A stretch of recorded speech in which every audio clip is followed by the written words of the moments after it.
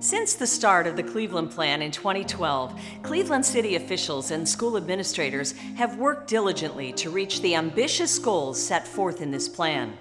They created an education system where students and faculty are held to the highest standards. It's a team effort, and that teamwork is paying off. They're laying a foundation of opportunity for every Cleveland student. But despite the addition of new state-of-the-art facilities and attracting high-caliber educators, some Cleveland schools were still failing. Perhaps the best example of this was John Adams High School. Though rebuilt from the ground up in 2006 and staffed with the best and brightest, in 2017, John Adams was in crisis. Graduation rates were less than 50%. Average attendance was low. Suspension and in-school verbal and physical altercations were commonplace. And in that same year, 4 students lost their lives to violence. For John Adams, the school environment and opportunity alone were not the magic bullet many had hoped. They needed something more. That's when the CEO of the Cleveland Metropolitan School District, Eric Gordon, turned to an organization that had been creating and applying successful value-based programs in schools for more than 26 years.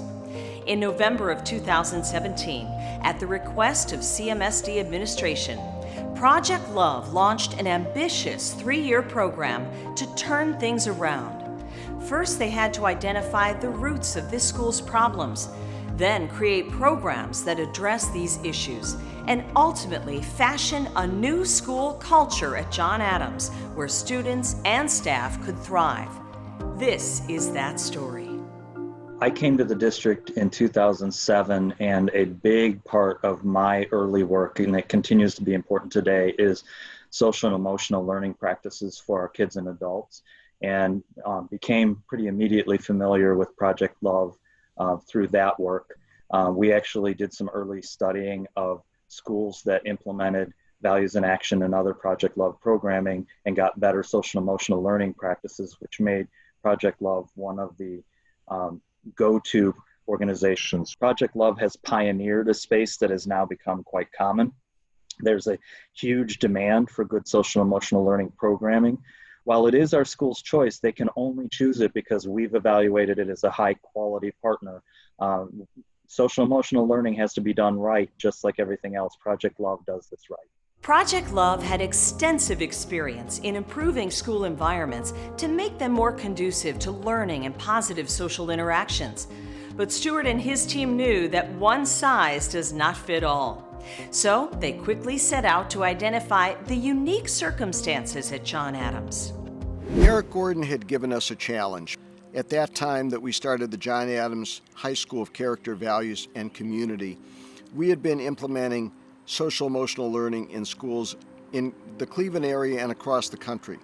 But we had done it in bits and pieces. Our philosophy had been that we act as a catalyst and the schools take it from there. So where we had champion principals who could implement our programming and carry it through and carry through the messaging from month to month, from week to week, implementing their own and supplementing their own programming, it was extremely successful. So we learned that in that process, the important thing in our programming is continuity and consistency, and we have to act as a catalyst. But we had never done this all encompassed on one school, so it was a real challenge. Our goal was to embed social emotional learning throughout the whole environment, and that included the school, the teachers, the students, the security guards, the cafeteria workers, the greeters at the front door, all throughout the school. We started this process by defining core values. So we wanted both the students and the teachers to define core values. It was very interesting. We found at the very start, and the teachers were very surprised, that the core values that the students defined were very similar to the core values that the teachers defined. There was one difference that was really alarming to everyone. The teachers said that they want the students to show up. So showing up was a core value, and the students said that they want the teachers to show up. But once again, it was a very similar core value that we implemented in the school. Then we built from the core values. We built various modules and various trainings that were consistently overlaid on the ecosystem, from teacher trainings to student leadership trainings, to classroom trainings, to working with individual teachers, to having consistent people from our team in the building to assist the faculty with the culture, with the climate building, with spreading the core values. With a framework in place and their team on the ground, the next task was to engage teachers and administrators. But would the school staff, who had seen so many other programs tried and failed, buy in? In the beginning, when Project Love first came, we both talked about how that might be even impact our school environment and how the teachers might accept that. What I noticed doing some of the early PDs, Larry, a couple of teachers seemed to be a little resistant about welcoming this Project Love. So I don't know what your take was on that. I don't know if they felt that because they were veteran teachers, they probably might be saying, here they go again, giving us something else that we've done over and over again, and why do we need to do it again? Yeah, absolutely. A lot of teachers were talking about how they've had people come in, different organizations come in, trying to change the way we do things, and no one ever understands what we do on a daily basis, what we see on a daily basis. So how on earth is Project Love going to affect us? And they were just fed up with it. They didn't want to go to the meetings. And you know, it's hard. As sure as you know, it's hard to try to pull those teachers in and get them rallied up for something that we're unaware of as well. I remember back before Project Love started, there was a lot of feelings of animosity with the children. There were a lot of fights, negative language, negative behavior with themselves and with the staff and administrators. But a lot of that has changed now. They love the validation program. They love the birthday parties that Project Love offered for them, and that they were recognized and validated for being respectful and trying to be excellent and believing in themselves. It's a totally new culture. I don't think we've had any fights this year. None. And that was not the case before Project Love came. We had meetings with both the students and the teachers to determine their core values and what they wanted the school to represent. That was on paper, and as Stuart mentioned, the similarities in the values. But then how do we get those to actually take place in the school? We got the idea that students really could use some validation as well as the teachers. Teachers felt underappreciated. Students felt that they were just being perhaps ordered around to do what they needed to do, and they really were not buying in. So we came up with an idea of validation.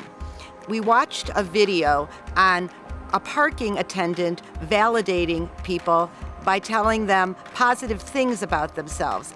And we got the idea that we could use a validation card that looked a lot like what we would get in a parking lot. And on that card would have the core values of the school.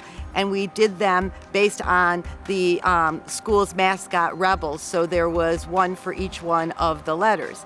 And students would learn exactly what they were being validated for, whether it was opening the door for someone, whether it was talking to somebody in a calm way when they could have blown up at them. And teachers got them too. And so I believe that the idea of the validation cards was initially set to operationalize all that we talked about in there and create initially even a reward for it. So after every couple weeks, they got the prizes, something small that they would get for the students who had the most validation cards. But over time, those were phased out, and just the idea that people were noticing them or maybe making an announcement about them on the loudspeaker was enough to sustain it. Validation cards. I really thought that was a huge success. It looked like an actual validation card that you would get when you drop your car off.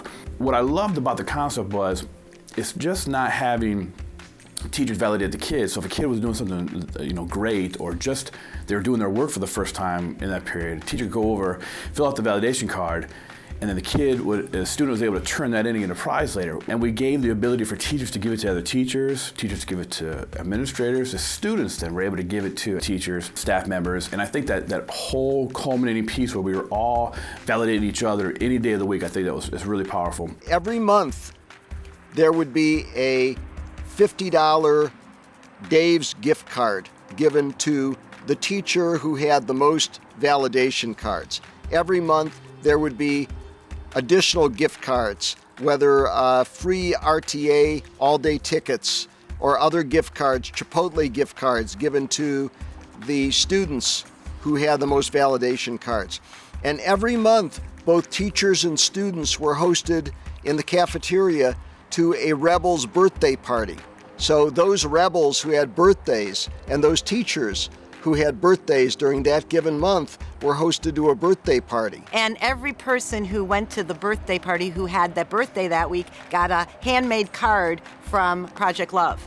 The impression that we wanted to create through all of these actionable steps is an environment where people are cared for.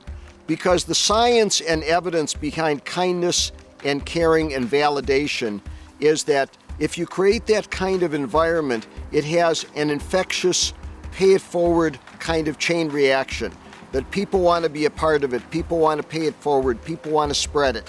And in fact, that's exactly what we found by the end of the second year at the John Adams School of Character, Values, and Community.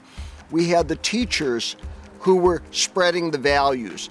By the end of the first year, we had teachers who were integrating the core values into their curriculum. Even the math teachers and the science teachers figured out ways to integrate into their curriculum. And then we were able to sustain the messaging by individual trainings and individual modules that were easily placed in different classrooms. I remember when we started the Winning at the Game of Life modules in your classroom. Do you remember that? I do remember that. And what was nice about it, win or waste, is short, sweet, and to the point. And it identifies, the kid can identify with something like that because they all want to win, whenever they're playing. And then when we took it further to the game of life, at that time they were only 11th graders and not so much aware that they were going off into the big world, but they had an inkling that it wasn't going to be like this all the time, and that they were going to have to go out and they were going to have to deal with society as they see it, because some of them had jobs and they understood that they had to act and be a certain way. And it made them think beyond the classroom, which was very nice. We had several units that we did. One of them was on why we need rules, because teenagers specifically hate rules. And so we watched that silly video that we did on why we need rules, that animated video, which made the kids laugh but was to the point. And in that, they started realizing that there are rules in all kinds of things in life. There's rules for how we behave in church, and rules for how we behave on the streets, and rules for how we behave in school and in the workplace. But you have to know what game you're playing. So if you use rules for the street in church, you know, that's not going to go over very well, and same thing for success rules. So getting each of the students to realize that they have the power to choose which game they're playing and be successful at it. So if we were playing basketball and we were using football rules and tackling people, you know, we're not going to win. So we need to use the rules that are of the game that are going to be most successful for each of us. They made rules for teachers, which I thought was really entertaining. So it wasn't just rules in their life, but also that they wanted to have rules for us that would make them feel more comfortable. And, you know, you listen to that and it made me, you know, think about some of the things, a tone of voice, you know, a simple thing like tone of voice, a smile on the face, just really small things that could light up a kid's day. When a teacher is more relaxed and comfortable and uses a better tone of voice, you get something from the student. When the student uses a different tone of voice with the teacher, they're more likely to feel, the teacher's more likely to feel respected and to give back. Rules are empowering. So I think that in empowering kids by having them also make part of the rules for your classroom makes them feel better. It doesn't make them like we're just constantly putting things on them. They said respect is important, but just like you want respect, I want respect too. So if I don't show you respect, I'm less likely to get it. So for the students to understand that and to realize that they have the power to get what they want, but they need to, the tone of voice matters when they ask a teacher, just as they wanted your tone of voice. Because screaming and ranting won't work. I've tried it. You have to find what works for you, what resonates for you in the way that you communicate. And that works for the kid as well. What Project Love gives us the ability, gives a school the ability to do, is have the kids own everything that they do. You know, the teachers, the administrators, Project Love staff, they set things up, but they never say, we're gonna do this, we're gonna do this, we're gonna do this. It's all kid driven, it's all kid led. And then once the kids lead that, it shows the teachers that they want to have a better environment. And when we did that, I feel John Adams became a different place. I feel the same way. It provided structure. It made them accountable. It made them realize that they can be empowered, providing structure for those students. I agree. I think it empowered the teachers, don't you think? Absolutely, absolutely. Teachers became part of the process of making things better, and not just sitting back and waiting for the administration to take a lead. And we know because of that, they're better to teach in the classroom now. I was very enthusiastic about Project Love. It was my first staff meeting when they introduced the program. And they passed out the handout with the different characteristics of students' behavior and how they should act, which reflected on myself as a teacher. I need to get more acquainted with the students. So what I did, I went and got a bulletin board and I posted all the characteristics similar to Project Love. And I put it all the way around the board.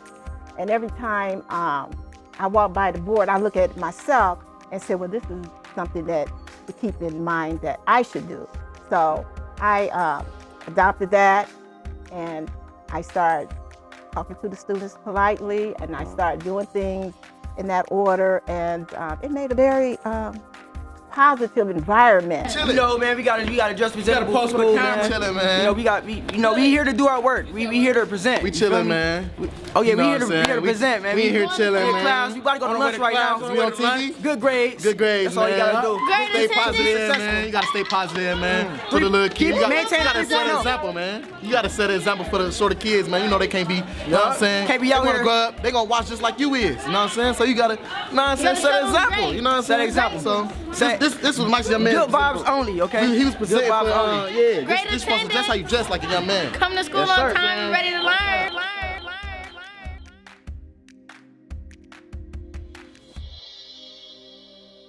The teachers will always find a way to help the child and succeed. And the first success we want is the graduation. I feel so proud that every year our school at John Adams have increased the graduating students. And a lot of our students there were like the first person to graduate in their family. So that was a milestone. And so a lot of the kids, they were afraid to step out into that threshold, but it was something that they need to do to be the leader, to change the generations, to let them know that it don't have to be the same cycle throughout the generation of your family, that somebody can change and be a better role model and have a better example, and that helping the other kids that come behind them learn that education is very important. The students at John Adams High School, I feel, they feel truly valued for the person they are. And I think through the years that we've had Project Love, I've seen us being able to cultivate that student attitude through the students and through the faculty members also. Project Love made everybody closer as a school and stronger, because we not just, well, this group, this group, this group. We becoming a big family, a big rebel family. Before Project Love came, the students weren't that great. You know, they were slacking a little bit on the work. But I think after Project Love came, it really helps bring kids together and helps them get better on track and be better people. At first, I thought it was pointless. I really thought it was pointless. But then, when I started getting into it, it was starting to be fun, and then you start learning new things, start communicating better, like without arguing. You just learn a lot from it. The impact has been tremendous. My staff members have talked, at length about, just what we've done, what the program has done, how Project Love has helped us as a whole to create a community where the incident levels that we have, serious incident levels, have all but been erased. So we really attribute, just the characteristics that Project Love has introduced us to with respect to social emotional learning. These are concepts, these are ideas, these are things that kids will be able to use when they leave John Adams High School, when they go to the world of work, or they go to college, military, and then they go to start their own families. And in the perfect scenario, these are concepts that they will be able to share with their peers and their friends in the community to make our community a safer community. So again, it took a little bit of time, but again, as it became a part of the ethos of John Adams campus, the results were that, the kindness level went up, the level of violence and things that were misbehaviors went down. And I know the graduation went up. So Right. the student success went up. And where you create a happy environment, the success increases. It also made the job for the teachers a lot easier, didn't it? Certainly, again, the culture inside of the classrooms changed, the hallways changed, and the lunchroom. And it was a more civil, if you will, kind of a campus. Some of the mentoring programs and job readiness programs that you guys have brought, certainly the skills that they've learned during that time have helped create that environment again. They'll be able to take these skills anywhere. The Capstone Project is an alternative path to graduation that the state of Ohio has allowed. And fortunately for us, Project Love had already prepared a capstone project which fit really well here at John Adams. The major strength that Project Love and the Values in Action have are their connections and the context they have within the community. As my students worked through the capstone project, one of the components of that was that they worked with mentors. And so the company that we partnered with is Majestic Steel, and Majestic Steel employees volunteer to mentor our students along each step of the process in the capstone project. The ultimate is providing a student with a job, providing a student with access to college, and ultimately, even beyond college, providing a student with the tools and the toolkit for life success. And I think that's what that's what the program is all about. It really is about life skills, kindness and love. If you have those as life skills, those are powerful tools in your toolkit. Because they lead to building relationships, they lead to working well on the job, they lead to building a good family, they lead to being a good citizen. Sure, and as one of the teachers put it, it really enhances the soft skills that a person would need to survive in life and to be successful on a job. I was looking for a job and I had an interview coming up and I honestly didn't know what to do. Like, it was my first interview and we just so happened to be going over values that you need and what do you need in the workforce and how to behave, how to act. And I went to the interview, I used what I learned, and I got the job. So they've really helped me and taught me some things that I need. Nowadays, 21st century, it's relationship based. So again, those soft skills are very important. And again, as kids start to go on in life, the more of those soft skills they'll be able to learn or to fall back on if they get into a situation where, hey, here's a situation where I'm being challenged. And so instead of me getting angry, how should I approach this situation? And I think that we've laid the groundwork for those students as they, when they go out into the real world, to be able to use those skills that they've learned. These are excellent skills that, people could use, again, not just students, but adults could use these as well. A number of our teachers, just our veteran staff, have taken heed to, just the characteristics and our values from the Project Love, and they've implemented those. They've attested to, a particular way that they may have started their career in education, then talking to students a certain way or having a certain type of demeanor However, once we did the professional developments, the research, and we decided to implement it as a whole, as a staff, they were able to change some of their ways and their approach to instructional delivery. And we just completed a professional development day where the teachers were incredibly enthusiastic about the theme of moving beyond, of being explorers, of helping students on the journey of life, and of boldly going where no educator has gone before. So that Star Trek model. So Certainly, right. We're looking forward to the future, and I want to thank you from the bottom of my Thank you heart so for much. being our Right. partner. Absolutely, Stuart. I look forward to hopefully in my next endeavor and moving beyond that we're able to work together again, certainly. Thank you. Thank you. The John Adams administration, teaching staff, students, and the statistics agree. After 2.5 years of Project Love programs, John Adams is a better, safer environment for learning and social interaction. Students and staff have found ways to better communicate and deal with conflict. And the seeds of possibility have already begun to take root. Students who previously may not have graduated now look forward to higher education and career opportunities. Project Love's pioneering of social emotional learning principles have become a cornerstone of successful education throughout the country. Their ability to adapt these programs, as well as readily create new programs tailored to individual schools, is the culmination of more than a quarter century of experience and dedication. There's still much to be done at John Adams and countless other schools across the nation. In the wake of this tremendous challenge, the Project Love team stands ready to do what they've always done so well: create a brighter future for all of us, one child at a time.